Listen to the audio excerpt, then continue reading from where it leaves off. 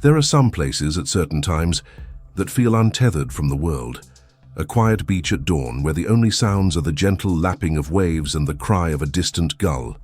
It's a place of peace, of new beginnings. But on the first day of the Australian summer in 1948, one such beach became the final silent stage for one of history's most profound and baffling mysteries. This is the story of a man who was meticulously erased from existence, leaving behind a riddle that would take more than 70 years to begin to unravel. A story that whispers of untraceable poisons, secret codes, clandestine lovers, and Cold War spies. This is the story of the Somerton Man. The day was December 1st, 1948. The place, Somerton Park Beach, a placid seaside suburb of Adelaide, South Australia. At 6:30 in the morning, as the sun began its ascent, police were summoned to a strange and unsettling scene. There, propped against the concrete seawall, sat a man. He was positioned in a serene, almost composed manner, legs extended, feet neatly crossed, his head resting against the wall as if he had simply drifted off to sleep while watching the tide. But it was his attire that struck the first discordant note in a symphony of strangeness. He was immaculately dressed in a full, high-quality suit, a crisp white shirt, a red, white and blue tie, and a fashionable double-breasted jacket. Despite the unseasonably warm weather, he also wore a knitted pullover beneath his coat. His shoes were polished to a brilliant shine, impossibly clean for someone who had supposedly spent time on a sandy beach. Witnesses later came forward, piecing together the man's final phantom hours. On the previous evening, November 30th, a couple strolling along the beach around 7 p.m. had noticed him in that exact spot. They watched as he extended his right arm to its full length, only to let it fall limply back to his side. They dismissed him as a drunk, clumsily trying to light a cigarette. Another couple saw him motionless a half hour later.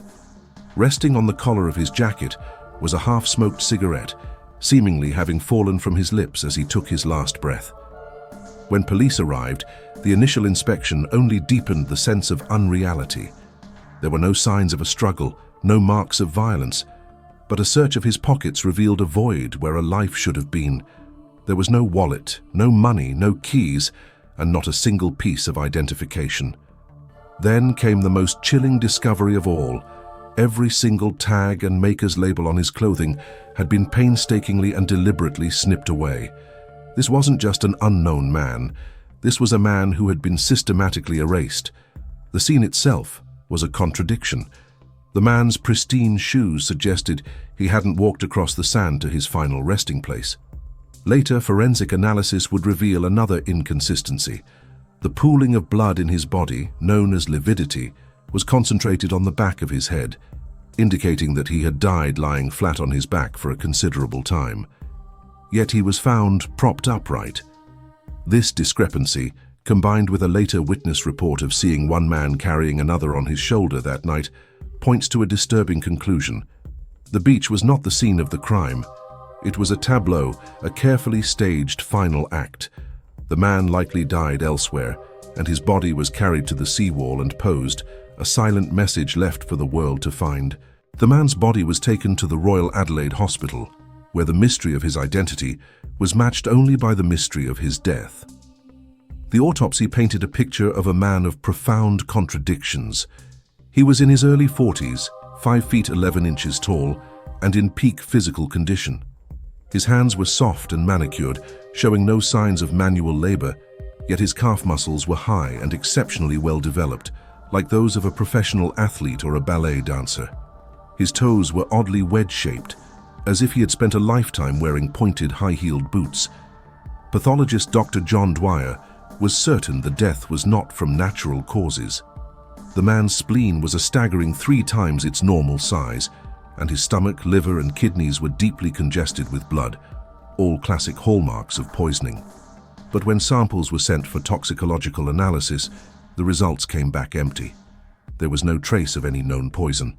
Experts could only speculate that a rare and potent substance had been used, perhaps digitalis or strophanthin, poisons that act quickly and then decompose, leaving no evidence of their lethal work. This was not a simple suicide.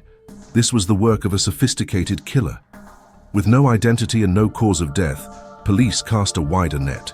Fingerprints were sent to law enforcement agencies across the English-speaking world, but no match was ever found. He was a ghost in every official system. Then, in January 1949, a breakthrough seemed to appear. Staff at the Adelaide railway station reported an unclaimed brown suitcase that had been checked into the cloakroom on the morning of November 30th, the Somerton Man's last day. Inside, police found the definitive link.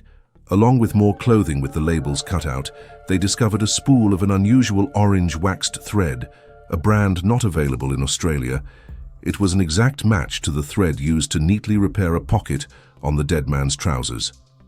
The suitcase belonged to him. The contents, however, only added more bizarre pieces to the puzzle.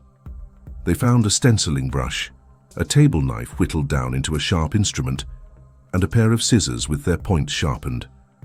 And while most labels were gone, 3 items of clothing bore a name: T. Keen or T. Keen. A nationwide search for a missing person by that name yielded nothing. A tailor also identified the stitching on one coat as being distinctly American, suggesting the man had traveled abroad. The investigation had uncovered a wealth of clues, but each one seemed to contradict the last, painting a portrait of a man who was simultaneously meticulous and careless, a ghost who left behind a trail of meticulously curated breadcrumbs. The effort to erase his identity was immense, yet the suitcase, the T. Keen name, and the unique orange thread were all left to be found. It felt less like an attempt to hide a crime, and more like an effort to control a narrative, to present a puzzle with pieces intentionally designed not to fit.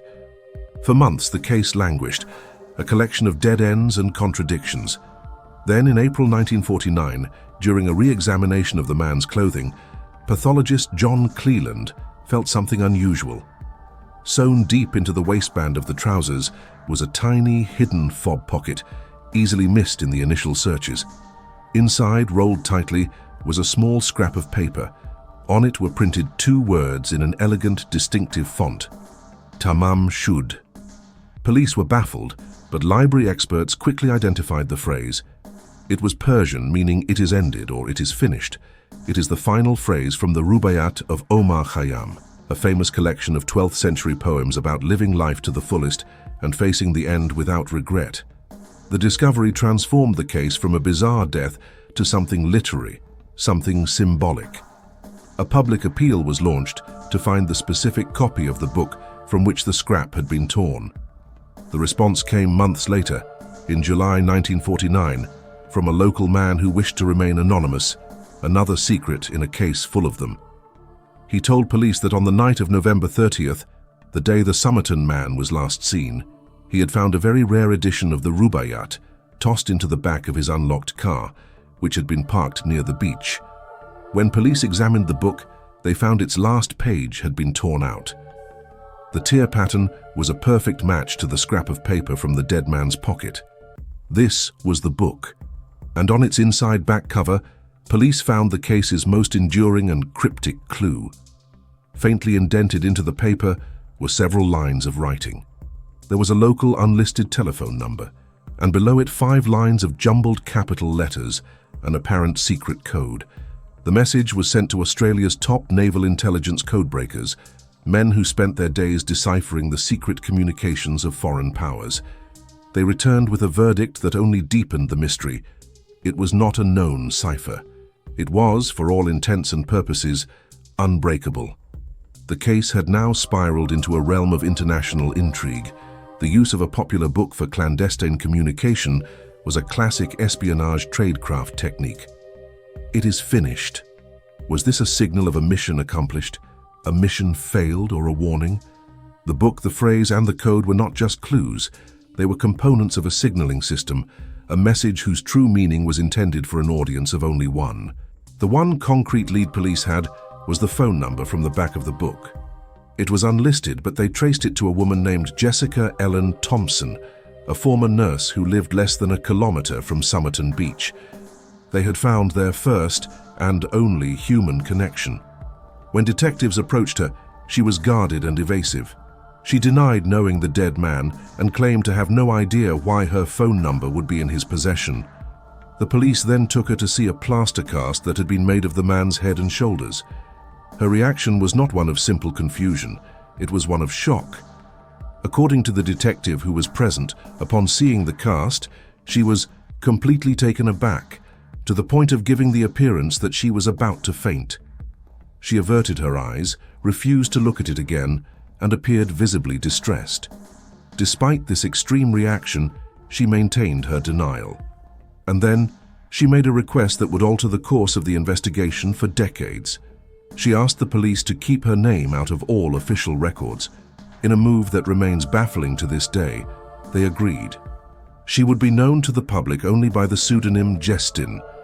This decision suggests she gave the police a reason so compelling, perhaps a matter of national security, that they were willing to compromise their own case to protect her. Under questioning, Jestin did admit to one thing: she had once owned a copy of the Rubaiyat. In 1945, she said, she had given it as a gift to an army lieutenant she knew in Sydney named Alf Boxall. Believing they had finally found their man, police tracked Boxall down, but the lead dissolved instantly. Alf Boxall was very much alive, and he still had the book Jestin had given him, complete with her inscription. It was a different edition entirely. Jestin became the enigmatic center of the case. For the next 70 years, two powerful theories swirled around her. The first was that of the jilted lover, the second was that of the Cold War spy. This theory gained significant traction years later, when Jestin's own daughter revealed that her mother had confessed to knowing the Somerton Man's identity, that she could speak Russian, and that she believed the entire affair was above a state police level. For decades, the most compelling piece of evidence seemed to point toward the jilted lover theory. A researcher, Professor Derek Abbott, discovered an almost unbelievable biological link. Jestin's son, Robin, born in 1947, shared two exceptionally rare genetic traits with the Somerton Man. The odds of this being a coincidence were calculated to be as low as 1 in 20 million. It seemed to be the smoking gun, irrefutable proof that the Somerton Man was Robin's father and that Jestin had lied. The decades passed. The files grew cold. Jestin took her secrets to the grave in 2007, but science was about to give him back his name. In 2021, South Australian authorities exhumed the man's remains. At the same time, Professor Derek Abbott was working with the renowned American forensic genealogist Dr. Colleen Fitzpatrick. They had managed to obtain a few strands of the man's hair that had been trapped in the original plaster death mask. Using cutting-edge technology, they extracted a viable DNA sequence. They uploaded it to genealogical databases and began the painstaking work of building a family tree. After constructing a vast network of over 4,000 relatives, they triangulated the connections, narrowing them down until only one person fit the profile. On July 26, 2022, more than 73 years after he was found on the beach, the world finally learned his name. The Somerton Man was Carl Charles Webb, an electrical engineer and instrument maker from Melbourne, born on November 16, 1905. He was 43 years old when he died. The identification was like a key turning in a lock. Suddenly, old clues made sense. The name T. Keane on the clothing. Webb had a brother-in-law named Thomas Keane. The clothes were likely hand-me-downs. Why was he in Adelaide? Public records showed he had recently separated from his wife, Dorothy, who had then moved to South Australia. It is highly probable he had come to the city to find her, his connection to the book of poetry. Family records indicated Webb enjoyed writing poetry himself. But as science answered the oldest question, who was he? It delivered one final shocking twist. The same DNA that gave Carl Webb his name also definitively proved that he had absolutely no genetic relationship to Jessica Thompson's son, Robin. The 1 in 20 million coincidence was just that, a staggering astronomical coincidence. The cornerstone of the jilted lover theory had crumbled to dust. We finally have a name. He was not a Russian spy, but an ordinary engineer. And yet, this mundane identity makes the circumstances of his death all the more extraordinary. Why would an electrical engineer need to have his identity so completely erased? Who poisoned him with such a rare and sophisticated substance? And most importantly, If Carl Webb was not her lover and not the father of her child, what was his connection to Jessica Thompson? Why did the sight of this stranger's face cause her to nearly collapse in fear? The identification of Carl Webb has not closed the book on this case. It has simply turned the page to a new and perhaps even more impenetrable chapter. We know his name was Carl Webb, but the man himself remains a ghost. Was he simply a heartbroken husband searching for his estranged wife, who met with a tragic and bizarre end? Or was his work as an instrument maker a cover for something more, something that would cause a local woman to tremble at the sight of his face and carry a secret to her grave?